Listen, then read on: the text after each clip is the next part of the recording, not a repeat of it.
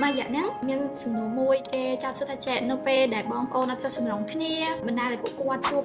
bạn cái khác trong bộ quan đại chỉ bong ô nó bong ចាអូនអរគុណសម្រាប់សំណួរនេះហើយពិបាកគឺដឹងតែជួបច្រើនហើយកាលណាដែលយើងបាត់ទំនាក់ទំនងពិសេសបងប្អូននឹងឯងកាលណាដែលយើងអត់ចុះសម្រុងគ្នាមានការឆ្លោះគ្នាលើកមកតែ4ចំណុចទេដែលវាប៉ះពាល់ខ្លាំងហ្មងចំណុចទី1អញ្ចឹងទំនាក់ទំនងបងហើយប្អូនហ្នឹងវាបានប្រេះឆាបាត់ទំនាក់ទំនងមួយដែលអាចថាមិនងាយរកចំណុចស្របឃើញទេព្រោះគាត់ដល់ដំណាក់កាលនេះឧទាហរណ៍ថាចំនួនគ្នាគ្រាន់តែអន់ចិត្តតិចតួចអត់អីទេប៉ុន្តែបើសិនជាឈានដល់ការចំនួនទៅលើមុខរបរអាជីវកម្មណាមួយខ្លះអាចកឹបកេងឬក៏មានការយល់ច្រឡំអីផ្សេងៗទំនាក់ទំនងហ្នឹងវាចាប់ផ្ដើមថយម្នាក់អត់តិចហើយវាធ្វើឲ្យបាត់ទំនាក់ទំនងប៉ះពាល់ទៅដល់ពុកម្ដាយទៀតប៉ុន្តែបើសិនជាគាត់មានកន្លឹះឬក៏រកអ្នកដោះស្រាយមួយទៅលើចំណុចផ្នែកណាមួយឲ្យគាត់យល់ទាំងអស់គ្នាទី2តកតងនឹងការខាត់ពេលវេលានៅក្នុងហ្នឹងគឺយើងនៅតែដោះស្រាយបញ្ហាចុះឡើង